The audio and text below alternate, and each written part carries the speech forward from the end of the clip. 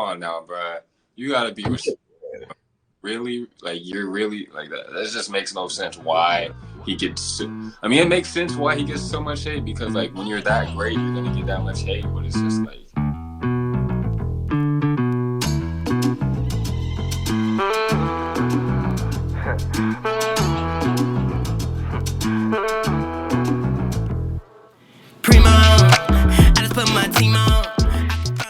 Of the Preem Pod today, we have a really special guest.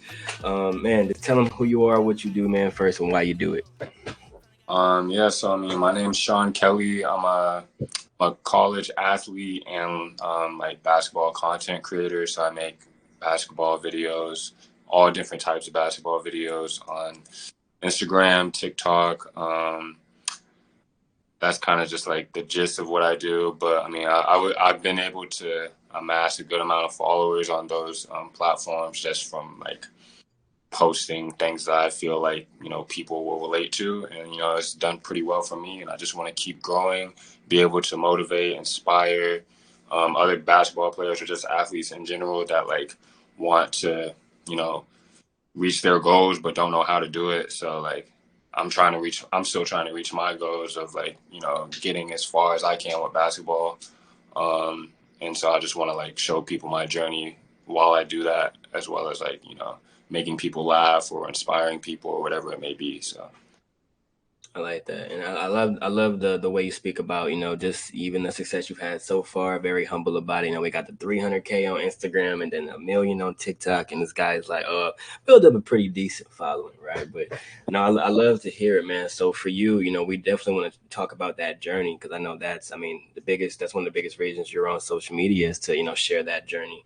But before we start, man, like what's I know lately you've been kind of in and out, like you was hooping and then you got to get some work done and stuff. Kind of walk me through that stuff before we go backwards. Kind of walk me through like how that's been lately, that's dealing with injuries and things like that.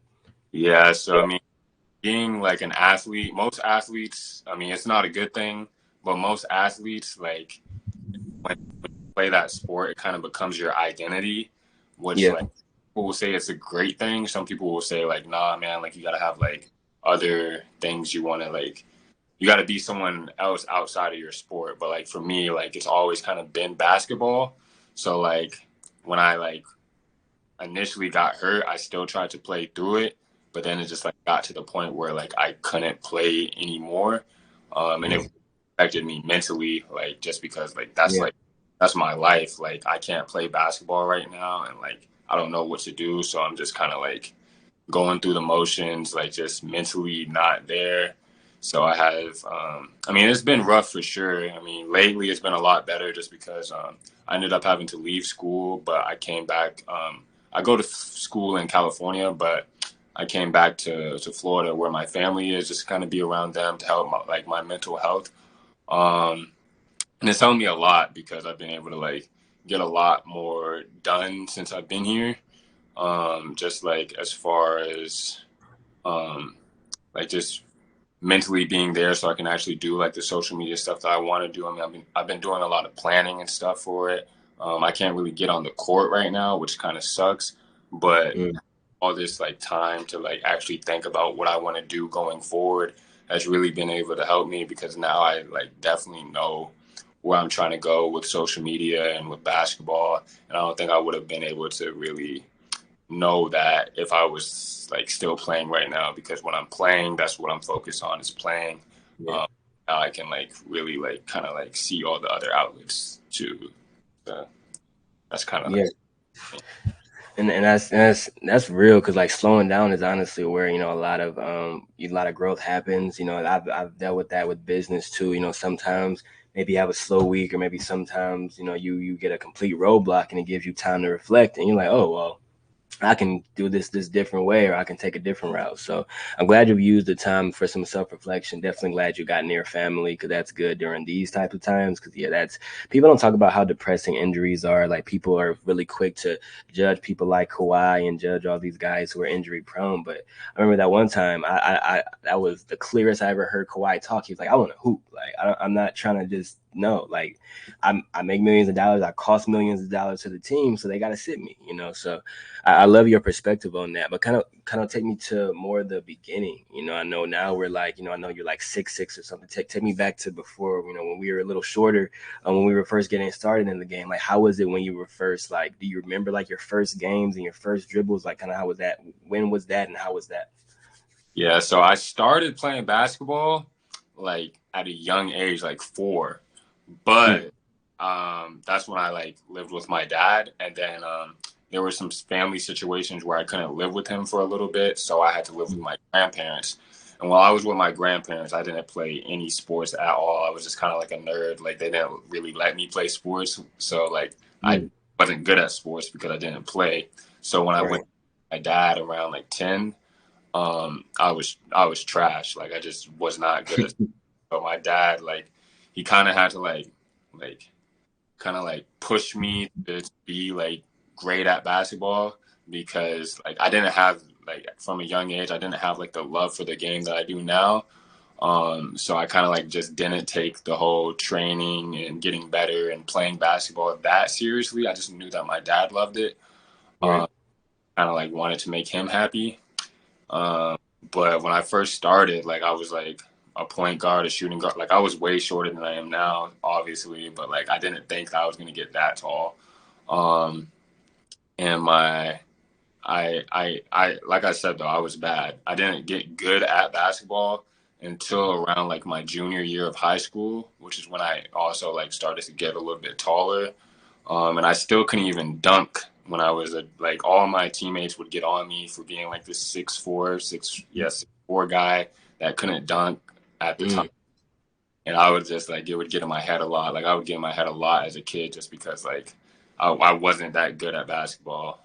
mm, But yeah, like I said, then my junior and senior year came around and I got a lot better. I became really good at like shooting and stuff like that. And it was a lot due to like the hours that my dad would put in with me. I would get up really early in the mornings just to walk to the park, just to get shots up.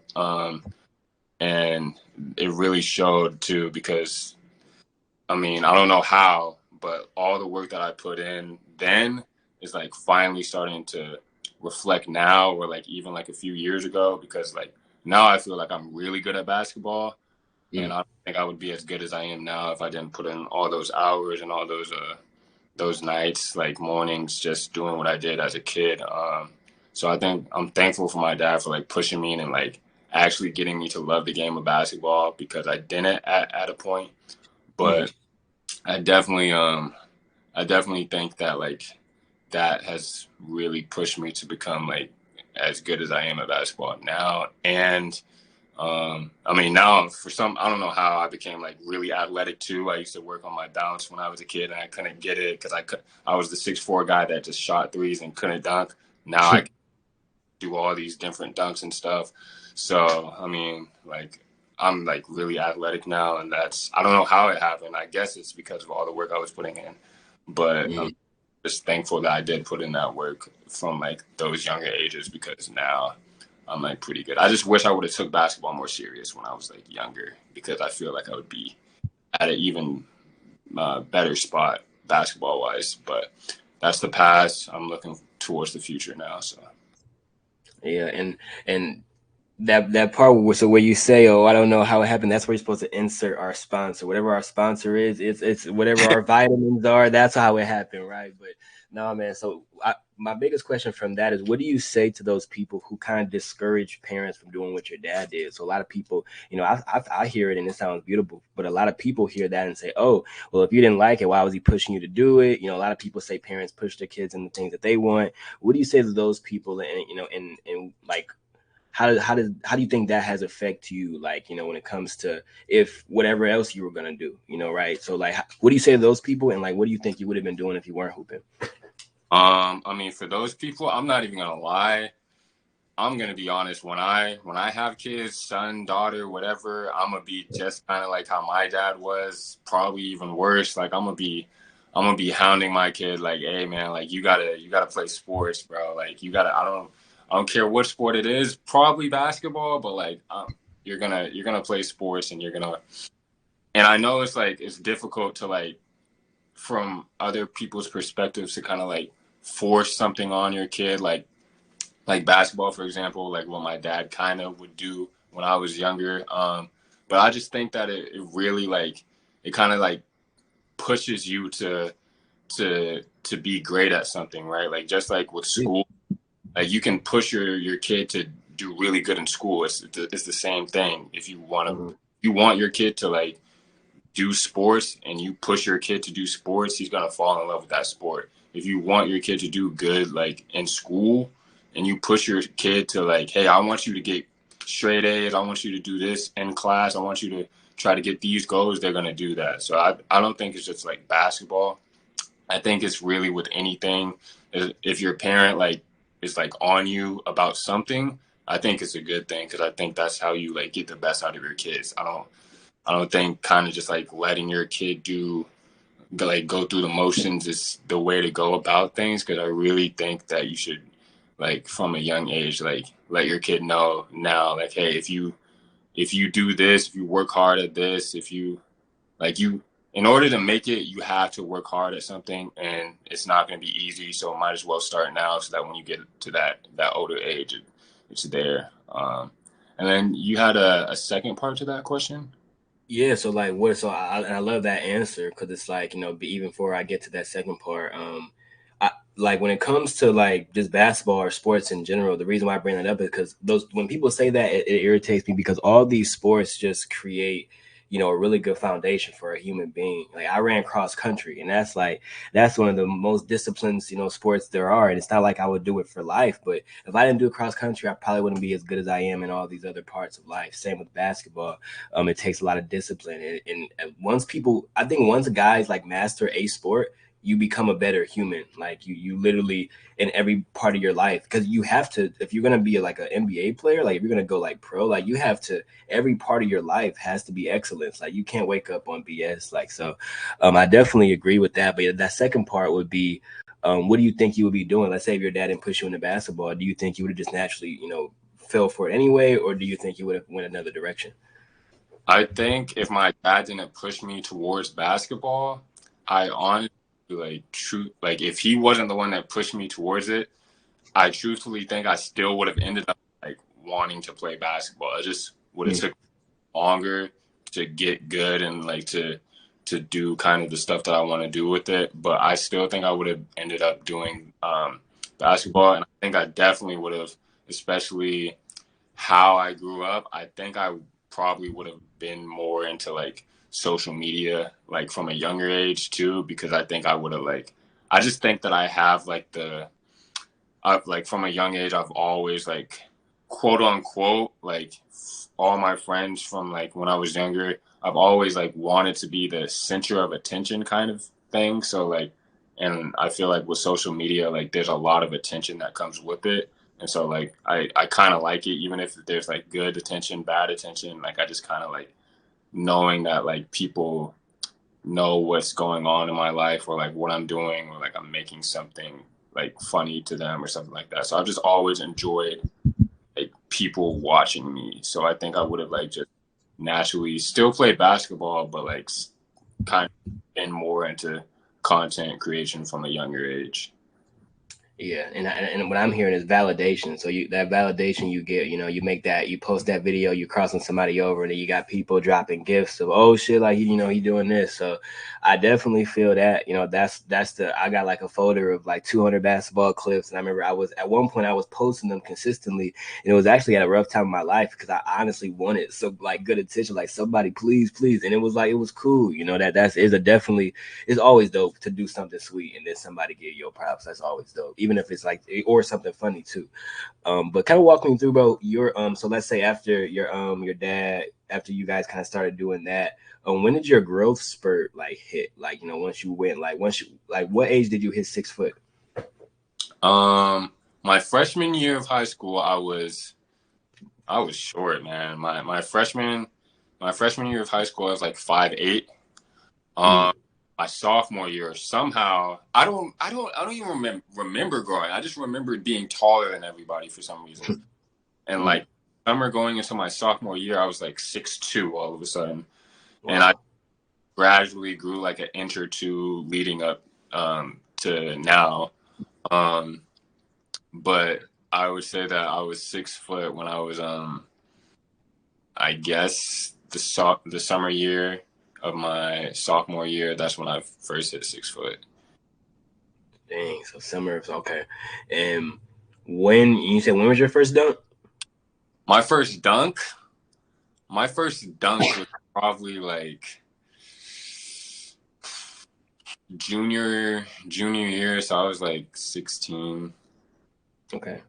Yeah. And you just been in love with it ever since. Like, 'cause I saw we go to your page, I can actually share my screen. You had just posted. I was showing my girl this one clip. Hold on. I think it was this one. No, it's a video.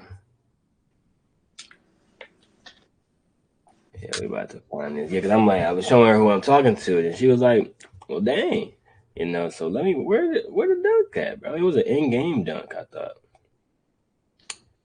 I feel like you took it down, or was it in this carousel? Nah. My reels. Yeah, it was an in-game dunk you did, bro. Like, hold on. No, you was in a game. Maybe I was on TikTok, so I might have to get to looking. But you was in a game, and like I think you hit a cut, and then you dunked. And I'm Oh, like, backdoor cut. yeah, Yeah, I know what you're talking about. I use that. I use that clip a good amount. I'm not gonna lie. I post a lot of my highlights on my TikTok now mm, because of like I get views on there, so I might as well just post them on there. But yeah. I mean, I'm pretty sure I have some videos of me dunking on Instagram too. It's just Yeah, let me try to find some. Cause yeah, the dunks is just always that's a clip that it's like, you know, cause not everyone can. So that's one of those clips where you when you can, like you might as well post as much as you want. Like a three, anybody can do that. But it's like, you know, I can't go post a dunk. I'm gonna have to put it down to like, 9 feet or something. I might be able to get a putback if I'm lucky, but dang, is this there we go. But that just I think that's just a cover image though. Let's see if we about to dunk on this one. No, we got the. So you learn how to shoot first, though. So that's the thing. That's the I think probably a unique thing about you because you before you could dunk, before you was like finishing, I guess like you are now, the shot came first, right? yeah. No, I was definitely a shooter in high school. Like I had, I would, and I wouldn't just like shoot normal threes. I would like shoot like really far threes. So, but that was kind of like my thing. I was just kind of like the tall guy that could shoot. But that's all I could do at the time was shoot Mm. and play defense. But that's about it. Yeah, I see. It look like you got a pretty wide wingspan. Like I can tell. Let me see if it'll take me to TikTok from the. We got to get a dunk on there. Another TikTok got to be in here. Boom. I think it probably was on TikTok I was watching. Continue as a guest. Boom, boom. Yeah, I think it was. Yep. That's the exact one. Came through. Yeah, two hands. Mm. So, and this is your college league or what's this or what league is this? Yeah, this is college last year. Most of the clips that I'm posting they're from last year because I haven't gotten to play this season because of injury. But Mm, yeah, this is from last year. I played in that mm, game like different levels of college. That's NAI level, NAIA level, which is basically NCAA, but like just like I don't know why they have it like called NAIA. I really don't, but it's like pretty similar to D2. It's like about the same competition as D2, like NCAA D2. It's just called NAIA for some reason. oh, I'm learning something new every day, and I know that they have to probably keep making so many leagues because it's like it's really the talent is getting crazy. Like I mean, I'm like we was talking the other day, like with the NBA, like what I'm watching, and you said too, we're watching every single game that comes on because it's like every game gonna be a good one. Everybody got like some talent. Like for you, what's been like the biggest motivation for you on the court, like in the NBA? Like who are your people that you draw the most inspiration from in the NBA? Big, oh my. So I'm a LeBron. I'm a LeBron like Glazer. Like I'm one of those I'm one of those that be calling LeBron like glorious king. Like I'll do whatever with LeBron. Like LeBron is just him. Like I'll fight LeBron every day. Like he's just a guy that I'm just always gonna like. Other than the flop and stuff that he does, like I'm always just like glaze LeBron because he's him. Yeah, He's just like he's yeah, 40 and he's doing the stuff that he's doing, and even before that, he's just nice. But he's definitely a guy that I just like. I will always tune in to watch no matter what, no matter what jersey he's got on, no matter like what how bad he's playing, how good he's playing. Like I'm always tuning into LeBron. But then another guy that like I just really love watching play is DeMar DeRozan and Zach mm, LaVine.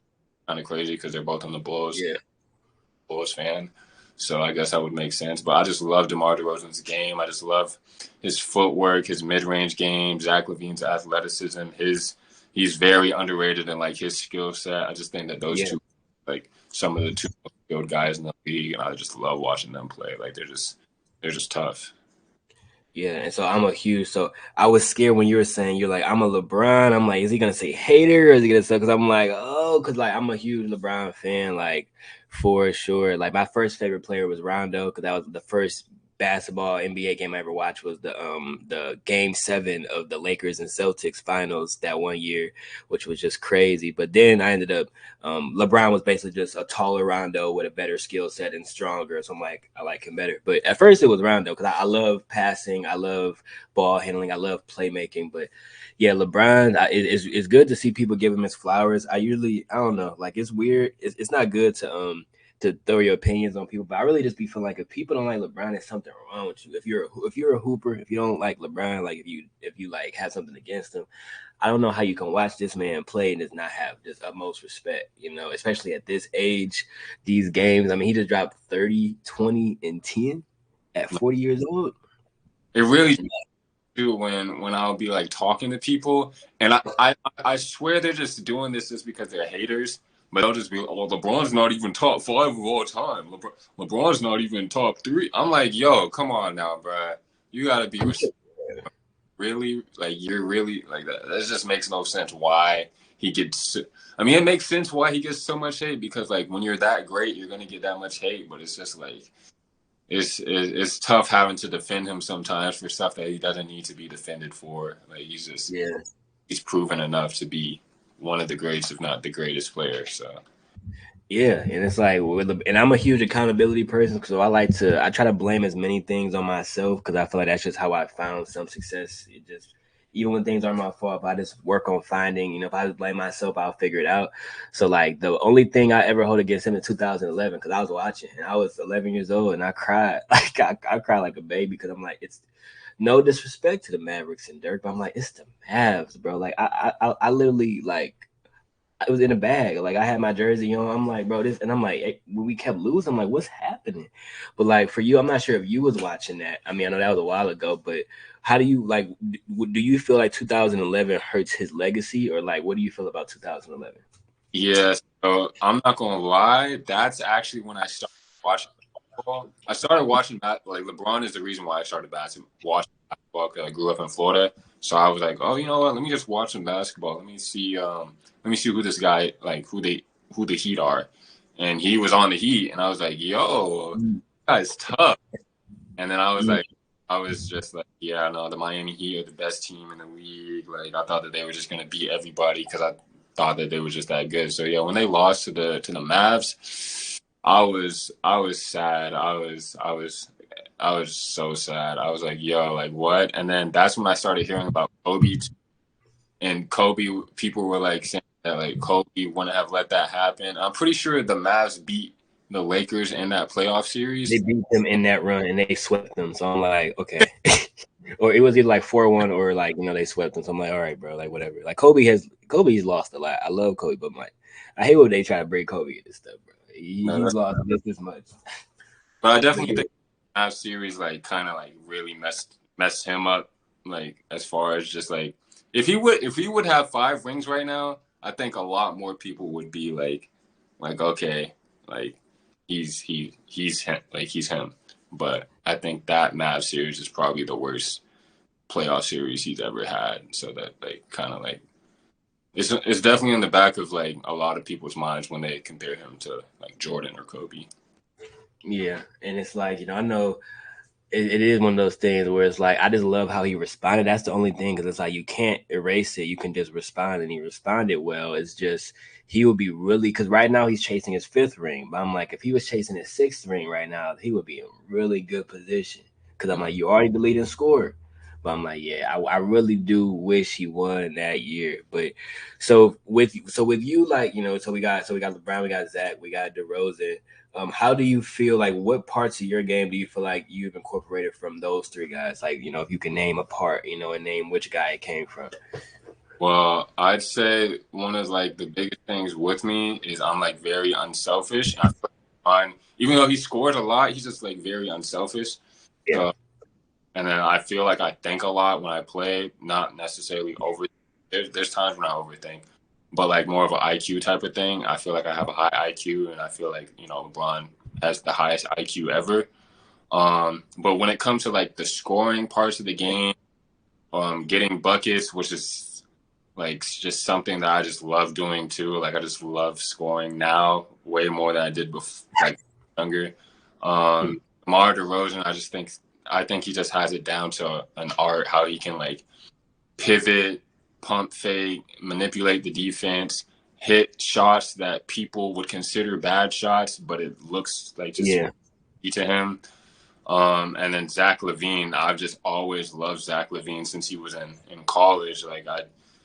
Like I was like one of the first people that was like, yo, more than dunk, because I really think that like his skill set is just like very, very like underrated. Like he has good footwork too. He has great like finishing ability, like with either hand, like not dunking wise, just like finishing layups. He has good touch, and he's a really good shooter. And those are things I think I'm good at too. But I definitely try to take a lot of DeMar DeRozan's game, just because like I feel like he's just like who I want to kind of be more like as a player. So.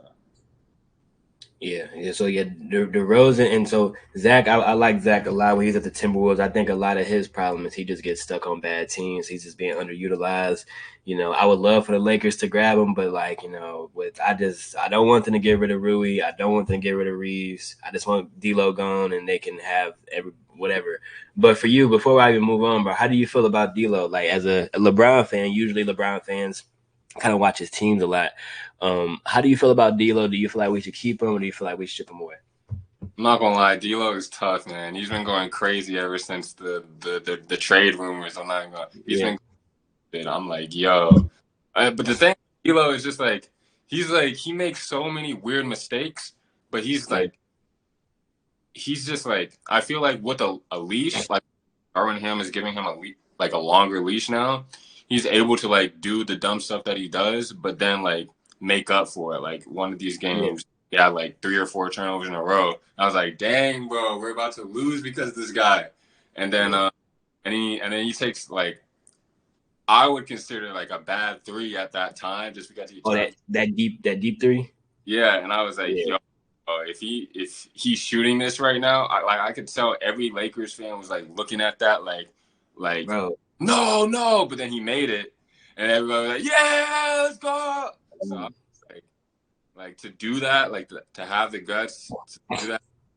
I don't know, but I feel like he definitely gets a lot more hate than he should be getting right now. I think that he can work out with the Lakers as long as he gets his defense right. But that's the thing. It's just I feel like it's just defense that's causing them problems, not his offense. That's the Hooper answer. Yeah. So it's like, it's a lot of clickbaity stuff, and everybody want to go with the trends. Because I'm like, I don't think he's a bad offensive player. I would just love to see what we could get, but like, yeah, I think the main thing is his defense. I wish him and Cam Reddish could just be like, they could just whatever they would, bro. I haven't seen Dragon Ball Z in so long, bro. If they could just fuse, bro, take the earrings on, just them two together, because Cam's defense is immaculate, but his offense is just awful right now. Like, he can't really create for himself. He can't really catch and shoot. It's like hit or miss.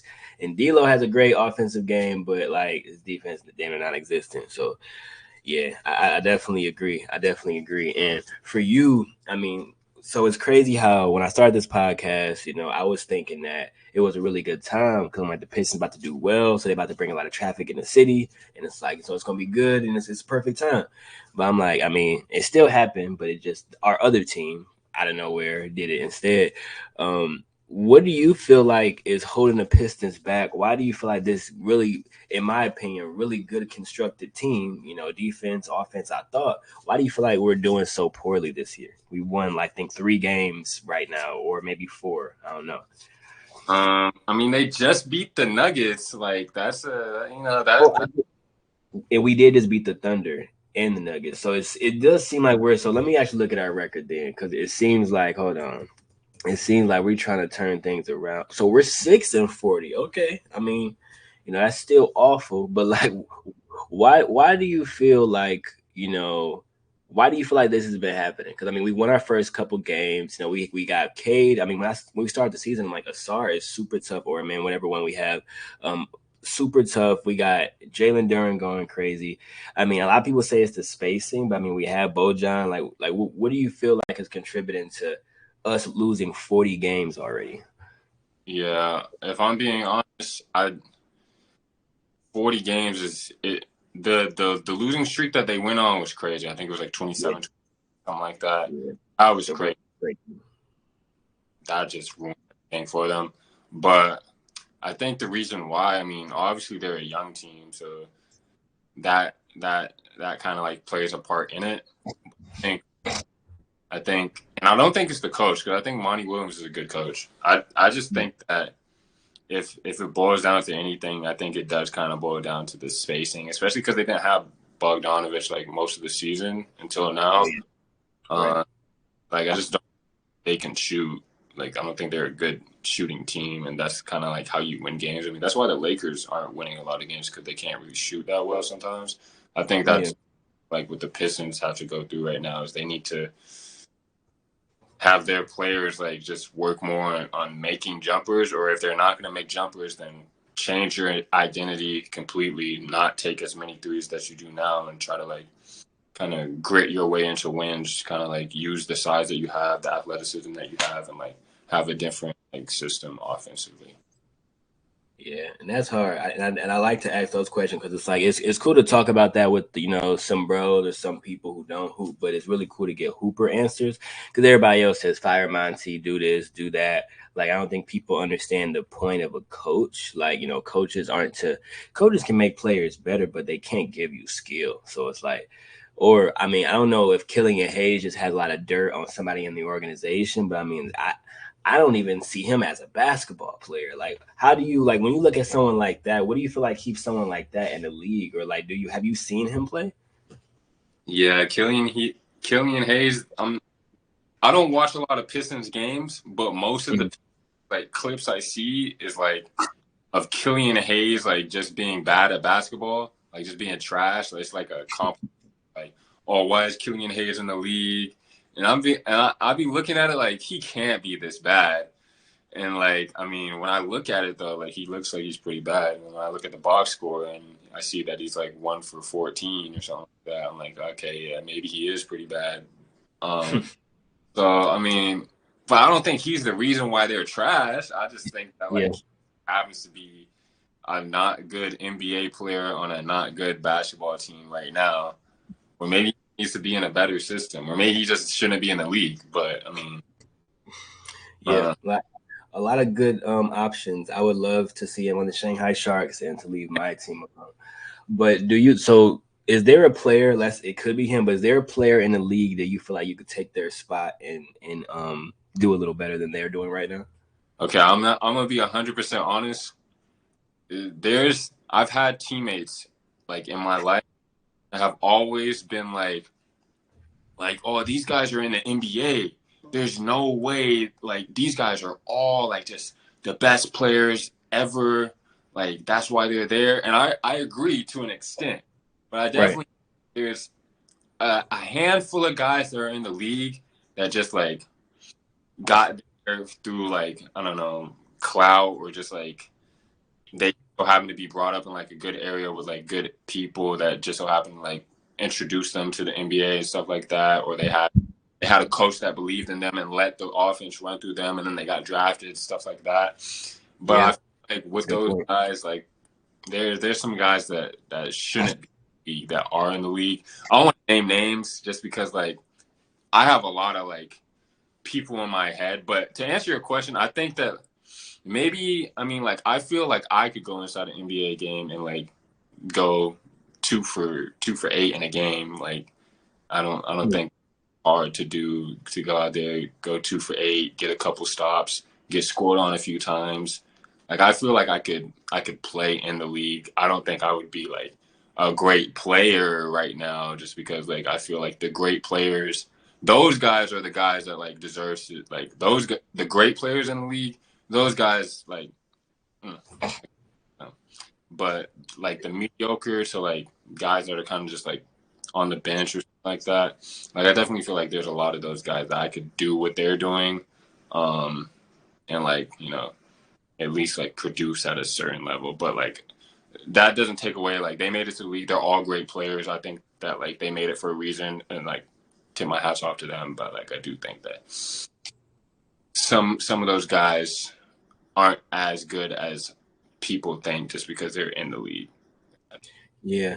And I feel like to go even a step further, it's like even if it's I think now it's just everybody is good. So even if like, it used to be like, oh, you're good at basketball, this is cool, but now it's almost just like with rap and singing, it's like, okay, what else is there? And I think to your point, when a coach gives you the keys very early, I mean, there are so many like now these high school teams, every single one of these players can go pro and be a star, but it's like it's only one set of keys. Sometimes two players. It's usually like a duo. That's going crazy. But a lot of times these other guys don't be able to show what they can really do. I'm not sure if you watch any of Bo games, but I've watched Bo since Oregon. Like I've been a fan since even like before as well, and I've always loved his game. And it's like no one has given him the keys yet in the NBA. And it's like whenever he's gotten the keys, I watched him on the Magic when Wendell Carter went down, and he got to start for like 25 games, and he did great. And they never gave him the keys back. Um, how much do you feel like so for let's start with you. Have you been given the keys? Like, how many times have you been given the keys coming up? Like, have you been like that guy, or like how does it work with you, some of your teams? Like, what's been your dynamic? I mean, I guess I'll start off in high school. Like I said, most of my high school I wasn't good, so I didn't deserve the keys. Um, Mm-hmm. Kind of good, so I got given like some type of keys, but like I still couldn't do a lot of things. So I was mainly just given the keys to like, hey, you can shoot it whenever you want from outside of the three, but don't like dribble. So I was like, all right, that I'll just. And then after high school, I did my first year of college. Um, I wasn't given the keys when I thought I was going to be given the keys because that's when I felt like I was like getting really nice at basketball. And there were guys that were given the keys to the offense that I felt like I was better than. I mean, I feel like every single player in any sport is always going to have guys that are like above them or like the coach like has above them for some reason that you can't see yourself. Maybe you'll look back in the future and be like, oh, okay, yeah, no, this guy was better than me, or this guy, I see why the coach liked this guy more than me. But Mm. like at that moment in time, you're like, no, like I could do what he's doing. I could do it better, honestly. So I did a lot of that as like my freshman and sophomore years. And then, well, actually, no, my sophomore year, I got like given, that's when I went JUCO. And that's when I Mm. was a lot of, some games I was like, hey, yo, like you're him. Like, we need you to do this. Like, you have the green light to do whatever you want. And then there would be other games where like I would have to play like a role and I would be like a third or fourth option. So like my sophomore year, I kind of like was given the keys on and off, which kind of showed in like my statistics from time to time because I would score 20 one night. Then like another night I would take like 3 shots and have like 5 points, and then I'd have like 25 the next night. So it was like back and forth. And then Mm. my junior year, which was last year, I was, oh my gosh, that was a terrible year for me. I had I had no freedom to do what I wanted. And I love all my teammates, but like they could definitely like tell everyone that like I should have been like the guy or like the second guy. And I wasn't, at least for the first half of the season. And I was like depressed. Like I was like, yo, like I'm gonna quit basketball. Like this coach doesn't believe in me. He recruited me here. He told me all this stuff, but he's not like going by his word, and I'm not playing. But then I like flipped a switch. I was like, you know what? Like my teammates believe in me, so I'm a play for them, not for him per se.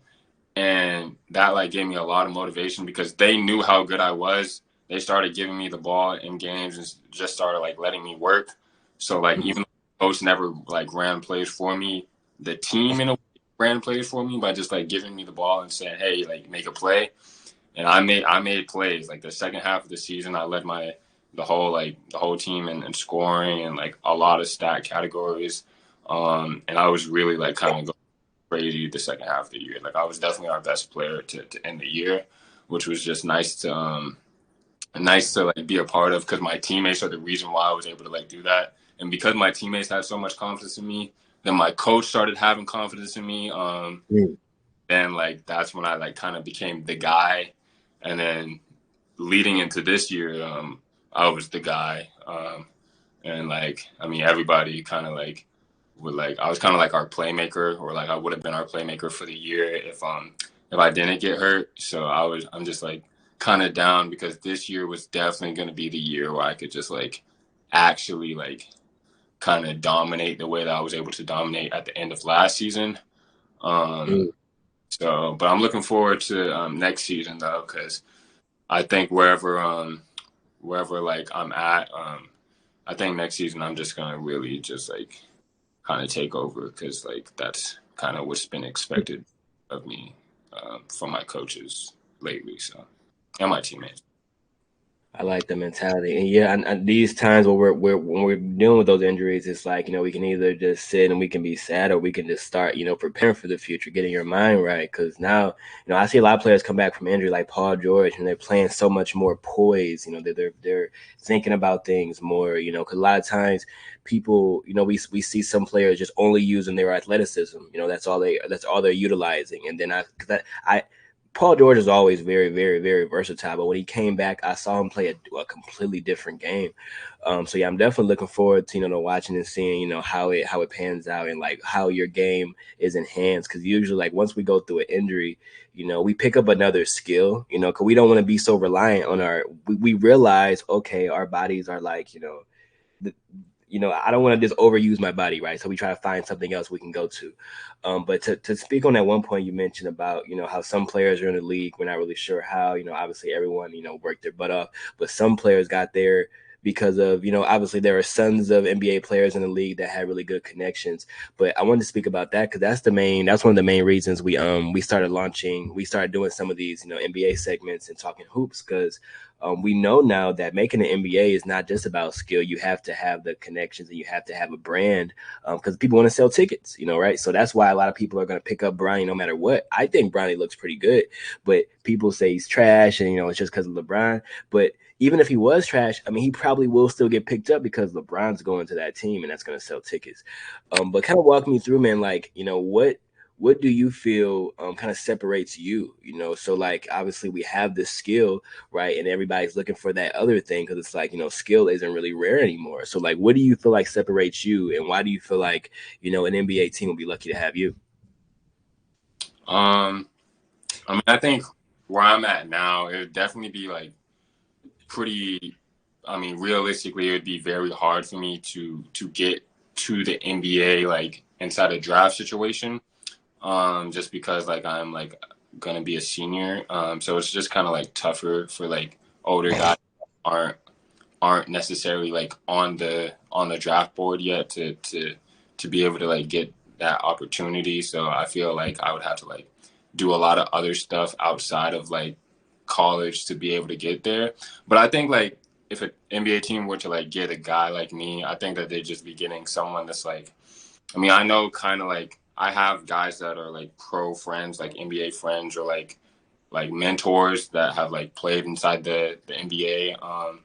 And I think the biggest thing that I could be able to bring is just like being able to kind of like have that experience of like playing against multiple different types of guys that like have the experience of playing in the league. And like what they've told me is basically like guys with energy, guys that like make it to the league. Okay, let me backtrack. There's a lot of guys that make it to the league, and once they make it, they think that it's like it's done. Like they're in the league and they made it, so they don't really have to put in as much work as they did to get there. Mm. I think if I were to like get that opportunity to play in the league, like I'd just be just an extremely hardworking guy that would do all the dirty work on and off the court. I think I would kind of just be like a 3-and-D guy because I can shoot the ball well. And I can play defense really well. I mean, I'm long, I'm athletic, and I'm versatile.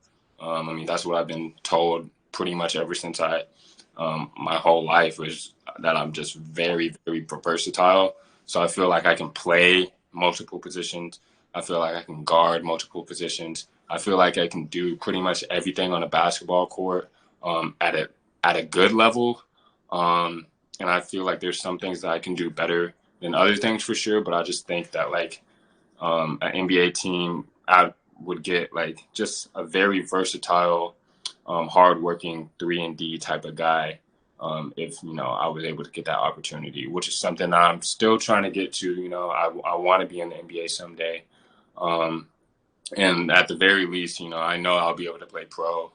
And like even with pro teams, like I know that that's what they would be getting out of me is just a hardworking, dedicated, selfless player that is very versatile and can do everything on the court that you need. So Yeah, and I think in this era, and that's beautifully said, in this era of just just one of the most skilled eras of basketball, I think one of the best trait that you have, I think your ability to play a role, because a lot of people, like you said, you're that guy, you think you're him, but you said there were nights where you did only take those 3 shots, and it's like you took those 3 shots, and that showed up, that's in the stat sheet, and it's like you have to live with that, and you did that because you're on the team and you want to win. So it's like we got our Bruce Browns, we have our Austin Reeves, we have our guys who are able to turn it on and just show up.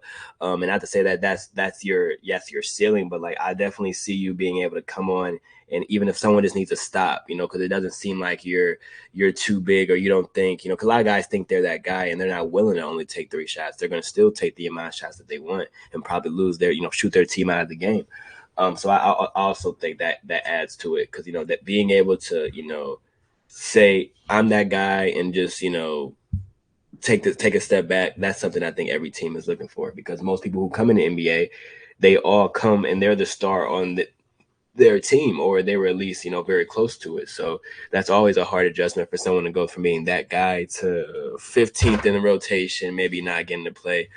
But okay, so for you, and then we said going pro is still one of our goals. What do you feel like? So you said you'll have to go some other avenues. For the people who maybe don't even know, because you probably already have it already thought out. The different routes that you might need to take. But for the people who don't maybe have the connects, don't have the reach, don't have the mentors you have, what are some tips for people that like who are older, who are seniors, who want to go to the league? What are some other alternative routes that they can take, and that some of the routes that you'll be taking as well? yeah, I mean, I think one of the biggest things, like especially if you can't get to the NBA like straight out of college, like getting drafted. I mean, I've been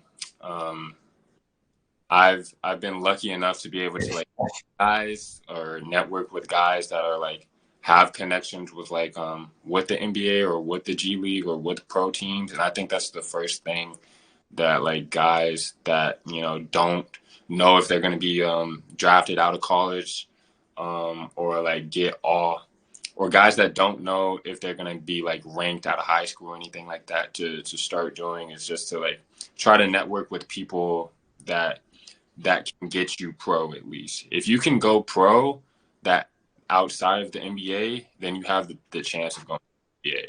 You just have to play professionally. If you think that you're good enough to play professionally, you got to network with guys that can get you there, whether it's finding an agent, whether it's playing in front of events that have pro scouts, that have college scouts, because a lot of college scouts are friends with pro scouts or friends with NBA guys, like stuff like that. So I just think that like getting yourself out there is the main thing that you have to do if you really want to play in the NBA or just play professionally is just like getting yourself out there. And I think the best way to get yourself out there is by playing in front of coaches, playing in front of scouts, and trying to network with as many coaches and scouts as you can, so that you can, after high school or after college, be able to play professionally or even in the NBA.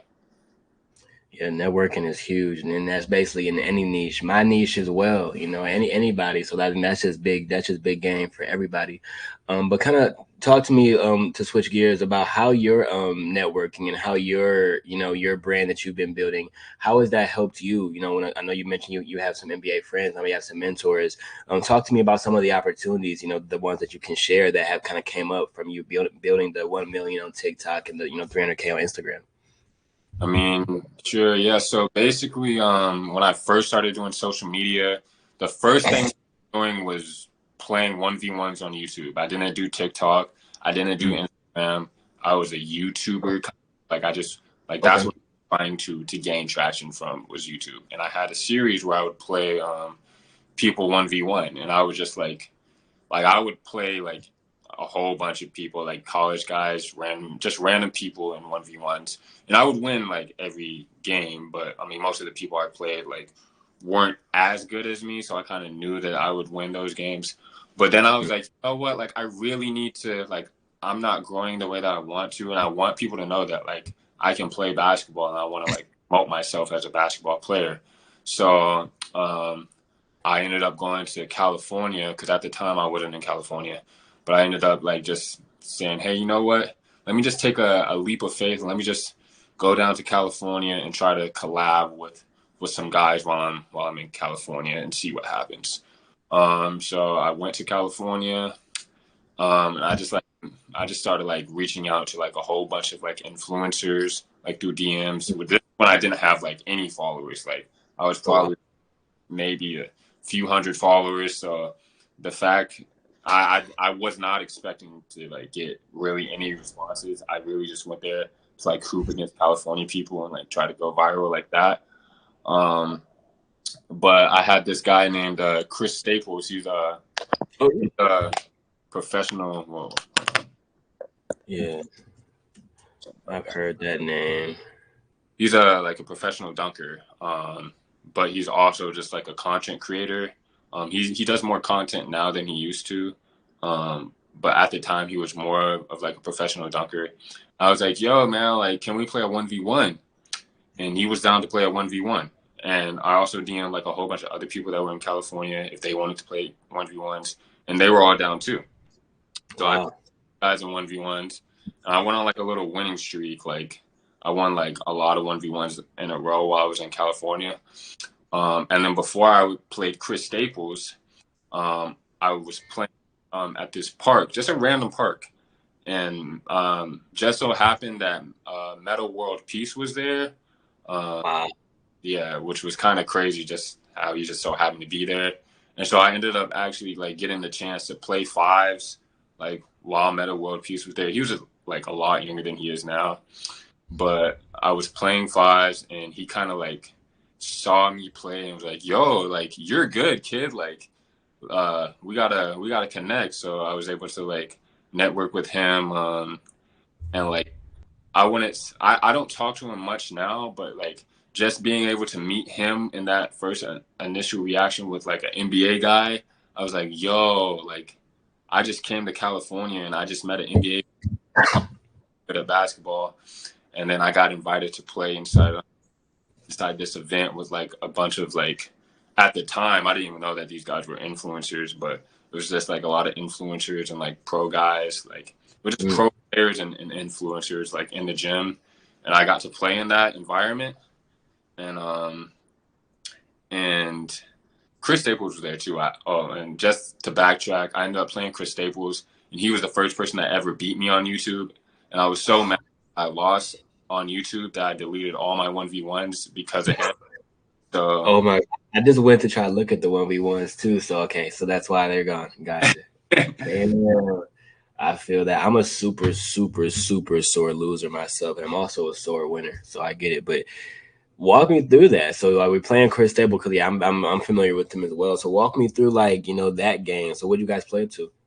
So yeah, I played Chris Staples. I do not remember what the score was to. I think we were going to 15, maybe 11, but Mm. the score the score ended up being like 21-20 or something like that, or 22-20 or something like that. It was win by 2, and I thought that he was like he has this saying where I'm just a dunker. Like a lot of people just think that he's a dunker because he dunks a lot, but like he can hoop too. Like people don't know that. And I was one of the people that was like, yo, like, nah, this guy can't hoop. Like he's just a dunker. Um, Yeah. and I was wrong because he could hoop, and I was surprised. So I was like, yo, hold up, like I can't lose to this guy. Like I can't have my first L on YouTube like happen Yeah. early. So I was playing him, and the game was kind of going back and forth. Like I was hitting a lot of threes, and he was just kind of like hitting like these like tough layups, like that I thought I was playing good defense on, and he would hit, or he would hit like threes and stuff like that. But I was hitting a lot of threes, and I had two opportunities at the end of the game to win the game. One of them I had a layup, and like the content creation in me was like, let me like do something like cool. So I like Yeah. clapped my hand and like tried to make a layup without looking at the basket, and I missed. And Mm. and then he kind of like at the time he was behind by 1. Then he hit a three, and then it kind of just like went back and forth a little bit again. And then he hit a three from half court to win the game, and I was so upset with myself. I was like, wow, this guy really hit that shot out of all the shots. So that was heartbreaking. Dude, man, I hate, and I don't even like one because I'm more of a team guy. I don't even like one on ones half the time, just because it is just so much. It's a lot of pressure. Like playing one on ones, that's pressure. That you a hooper if you actually agreeing to do something like that. But man, so okay, so we play Chris Staples. We were able to play. Did we get to play with Metta, or he would just stand on the sideline? So when I got to play with Metta World Peace, I actually got to play with him, and I think against him too. The first time that I met him, it was outside, and it was just like me, him, and like some I don't remember anymore. But I just the thing that caught his eye was like, I mean, obviously I was like kind of like going crazy, like I was scoring a lot, but there was like a lob that some guy threw to me. It was like very high, and I was still able to like catch it and dunk it. And he was like, "Wow, he's athletic," and he was just kind of like talking to me like the rest of like the pickup games, and he was just saying like he was just like saying that I was like really good and that I should come to these other events that they're having, like basketball events, while I'm there. I was like, yeah, no, I'll do that. That sounds fun. And that's kind of just like the story with how I met him. Like I said, I don't really like talk to him much anymore. I'll like shoot him at times, or like from time like just asking him like like to come to a game or something. But like now that I'm not in California, I can't really ask him to do that either. So Right. Oh, so he's out in Cali. yeah. Okay, cool. Dang, that I mean, it's dope to be able to meet so many cool people. I mean, I can speak as well. Being able to meet someone like you, being able to talk to the Overthinking Hooper and all these other people I'm getting to talk to. It's dope to be able to just meet these, cool, really cool, big people just from your content creation, just from doing what you love. Who is is it him or Chris Staples? If not, who is probably your favorite celebrity you've gotten to meet, or just your favorite influencer you've gotten to meet because of this route that you've taken? I think when it comes to meeting influencers, I haven't, and that's what I really plan on doing a lot of this year is just like meeting a lot of like just influencers, NBA guys, just like people that like I feel like can help me not only like grow, but just help me like understand social media more, understand basketball more. Some people that I can just like learn from more. Um, but there's one guy that I have been able to meet outside of them that I just like I love this guy so much. I love what he stands for. I love like the way that he plays, the way that he teaches. I love his social media. His name is Jordan Lawley. He goes by J Law sometimes. He lives Mm.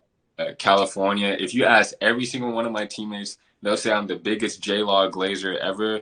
He's just I love this guy's content, and I love like his story and like how he's become what he's become now. He's just like a great person. It seems like I met him one time, but he won't remember that time because we played. Basically, there's a school called yep, that's him right there. There's a school called Westcliff that plays inside his gym, Mm. and the day we had a practice before the game, and he walked in and he was talking to my head coach, and I was like, oh my gosh, that's J Law, because I already watched the guy a lot, so Right. I was just like I was just so happy to see him, but I didn't really get to have a conversation with him or anything, but yeah, just seeing him like gave me so much motivation, and I ended up going crazy against the school at the gym. Like I ended up having like 25 points and a half. So like I played really well that game. He didn't come to the game either, which would have been doper. But That would have been that dope, man. guy, 25% of your idol would be crazy. yeah, that's a guy that I really want to like learn a lot. Like I would love to be trained by him like some at some point when I'm like back out on the court because that would just be dope. And I feel like he plays like me too, so he's just Yeah, very I like it because it looked like so he's a lefty too. Let me go back. yeah. He's a lefty. He's a trainer. He has a lot of like NBA guys that he works out, college guys, pro guys that he works out. But yeah, he's a lefty. Most of his content is just like I mean, he's a trainer, so like he like trains people, whether it's talking or like playing 1v1s or like hosting 5v5 events, stuff like that. So I just that's just a guy that I really like a lot. That I've met. Yeah, yeah, I see his content. I'm gonna definitely have to tap in. And man, I just love these talks, man. I just feel like you dropped a lot of game and gems for guys in your similar position, and can't wait for us to be able to what else we're gonna be doing next. I know we talked about a lot of possible different things. We got our 2K segments coming out. We got our sports talks coming out. So definitely excited to see how you fit, like what we do next. But the last thing I want you to leave the listeners with, man, is like, mental health. I know is a huge thing, especially when we're dealing with injuries, but even, I mean, just daily life. I know, like you said, sometimes hoopers basketball becomes our whole identity. Same like, when I lost my voice for a while, so I couldn't really do music. And I couldn't like do a lot of things. A lot of things I make money from is like from talking or having to give presentations. And when you go through those times, like you have to find something else. They have to find something because basketball is therapeutic, for a lot of people.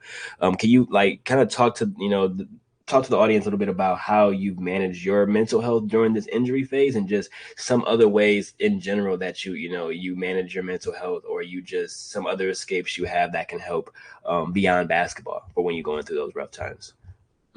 Well, yeah, I mean, like kind of like like basketball. Excuse me. Whew. But yeah, basketball is usually what I would go to when I am sad or when I am down about something. Like that's just what I would go to, and not being able to go to that like when you're injured sucks because now you're like, okay, now what do I do? What do I go to? How do I make myself feel better about where I'm at right now? Because I can't do the thing that I usually do, which is play basketball. Um, and so I found that like being able to, I mean, the first thing with me is, living in California and I'm really far from my family because my family's in Florida. Like all of my family's in Florida. So like when I don't have basketball, I don't have like outside of like, some friends, I don't really have people that I can like lean on and like talk too much. Yeah. So the thing with me was just and that affected me mentally because I couldn't like I couldn't talk to anybody about what I was going through and like the pain that I was really feeling. Mhm. Um, so if, I decided like, you know what? I think the best thing for my mental health is going back home to Florida, being around people that I love, that I trust, to kind of like help me get my mental health like back where it should be at. Because I think that at the end of the day, if there's one thing that you can always rely on, at least for most people, you know, especially for me, I think one thing I can always rely on is just like having my family. because like that's people that like those are my blood. Those are the people that kind of help me get to where I'm at in some way, shape, or form. Yeah. So always just like being able to have like family that I can like kind of just be around, even if I'm not talking to them, just being around them helps me a lot just because I know like, okay, even though I'm going through something right now, I know that my mom's going to be there. I know that my brother and sister are going to be like around me so that like Mhm. I'm not bored, you know, like I feel like I'm just like a part of a group, a part of a family because it's my family. And then another thing that I like do to kind of like cope with that, I mean, is obviously I make social media. Like I'm a social media type of guy, and I've Mhm. all started growing more ever since I haven't been able to be on the court, which is good because that just means that when I get back on the court, I feel like I'll be able to reach a lot more people and be able to like get even more people to kind of like see what I'm about. But being able to like make videos on like how I'm feeling in the moment really helps me a lot inside with like my mental, just because like there's sometimes I feel really good, and when I feel really good I'll post like a funny video, and you know that's just kind of like how I go about things. Or there'll be times where I'm feeling like really like motivational, like I'm motivated, Mhm. so sometimes I'll make a motivational video and I'll post that. Or there'll be times where I'm just like, you know, like I'm just chilling, like I feel like I'm just like, you know, in my regular vibe.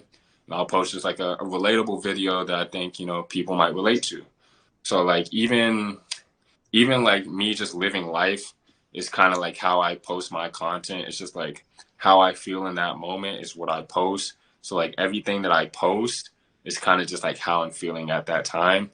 Um, and I feel like that's kind of like just helped me a lot too because um, getting like validation has always been something that's helped me, is like being validated, being like around people that like validate me, which is like a big reason why I am around my family, is because they validate the things that I do. I know like social media, when I get good comments, it kind of validates, you know, like, oh, what I'm doing resonated with somebody, so like I should keep doing it. Um, Yeah. but yeah, definitely things that I would say have like helped me since I haven't been able to play basketball, like kind of get me out of that funk that I've been going through. I love to hear that, man. I love to hear that. Like content creation, people like to shit on it and say, "Oh, get a job," like they do with overthinking Hooper, like, "Oh, get a job," whatever, whatever. And it's like content creation is really therapeutic. I know during COVID, a lot of people clung to it and started realizing this, arena. But it sounds like your content, is actually like a mirror of like how you're feeling on those days when you post it. Unless of course we have drafts or I don't know if you schedule posts, but it seems like when you're coming up with content, it's something directly, from the heart or directly just how you're feeling, right? Yeah, I mean, most of my content is pretty much just like how I feel in that moment, and how I feel like someone like me would react to that video. So Mm. like how I post things. That's dope, man. That's dope, man. Because I've seen a lot of your content, man, and I love it. And it's like, definitely keep it going. Like I love to see people who don't have like, because I'm sure you don't have like a content creation coach or there's no one who gave you like a strategy. And it's like, just naturally, gifted at it. And a lot of people try to go the route of just trying to do trendy content and just appeal to the masses. But the best way to do content, and the way I teach when I'm working with people, is the way you do it when it's like you're just giving your raw emotions. Is way easier to connect with people, and the people that you connect with when you're being yourself, they're gonna stick around a lot longer because they actually like you, they actually resonate. So, I definitely love the page, man. I love the brand. I definitely want you to, I'm definitely excited to see, how you do next season. Now I'm like invested, so I'll definitely be tuning in when I can. Any last words you want to leave the audience with before we wrap up? I think the last thing I want to say, to not necessarily just like the audience, but more so like just like anyone that wants to like make content in general. The biggest thing that I've learned when it comes to content creation or just like being a basketball creator or playing basketball at all is one thing that like a lot of people I think do wrong is, unfortunately, and I feel like from time to time even I've done it, is there's a lot of unoriginality when it comes to like creating like trying guys that are trying to get to the top. And to do that, a lot of people think that you have to do what this guy get there. And like I said, even I've done that where I've been like, oh wow, like this video is doing really good for this guy, and this guy's like getting a lot of traction from it. Let me do the same thing. Um, but honestly, like that's not the way to go about it. Like I think if you just like genuinely make stuff the way that you want to make it, there's gonna be like people out there that are like you, that have the same kind of like thought process as you, that will be able to relate to your video. And I think the biggest thing with like being a social media person, or like a creator or an influencer, is just being relatable. People follow people that they feel like they relate to. Um, and luckily enough for me, you know, I feel like I've been able to relate to a lot of my followers. Um, and you know, I hope that you know there's more people out there that I can relate to, so that I can like be able to help them reach their goals. Because obviously, I have my goals in life, but I want people to have goals in their life too that surpass mine. So, I mean, I think that's just kind of the name of the game right there, is reaching, having someone out there to like help you reach your goals. Yeah, definitely, and that's hard, man. I love your approach. I love, you know, how you kind of, you know, I love your perspective on these things. You know, definitely cool to hear this from a hooper. You know, so I just want to say, yeah, man, thanks so much for your time. You know, first and foremost, definitely wishing you the best with, you know, just the rehab and the recovery, and just, you know, all the, you know, the best health when it comes to these procedures and things, because I'm so afraid of surgeries and things like that. Like whenever I gotta go and get anesthesia, man, I'm like, dude, I feel y'all. So definitely, you know, praying for you. Definitely help you get good and get what you need to do. I'm sorry. Hope that it all just pans out like as soon as possible, so you can get on the court as quick as possible. But this has been, I think, you know, one of my favorite talks. You know, that we got to really talk about some important things. So I'll be excited for this to drop. But man, just I mean, you know, wrapping up, man, just, you know, as far as, you know, leaving with, you know, where to follow you, you know, what's next, you know, and then we can kind of jump off here. Yeah, I mean, I guess, you know, if you want to follow me, you know, my Instagram and TikTok is pretty much just my name. So it's Shawn T Kelly. And then on Instagram, there's an underscore under it. On TikTok, my name, Shawn T Kelly. But I mean, and I guess going forward, you know, I just want to keep growing. I just want to keep building kind of like a community of people that relate to what, you know, I do, which is play basketball and love the game of basketball. You know, if you love the game of basketball, you'll probably love, you know, what I post. And then outside of what I post, you know, I just really want to like be able to play professionally, and really want to be able to kind of like showcase the world, like, hey, like, yo, this guy is good at basketball. Like, Yeah. deserves a shot somewhere, playing somewhere. So that's kind of just like where I see myself going now, is continuing making content and continue trying to be the best basketball player that I can be, so that I can, you know, motivate other people to like keep going inside their, you know, whatever their path is. Man, that's hard, man. I just want to say, definitely appreciate you, Shawn. I'm excited for these clips to drop. I'm excited to see what we do next. And man, you be blessed, and we'll definitely be talking again. Yes, sir. Yes, sir. Sounds good. Awesome, man. Take care.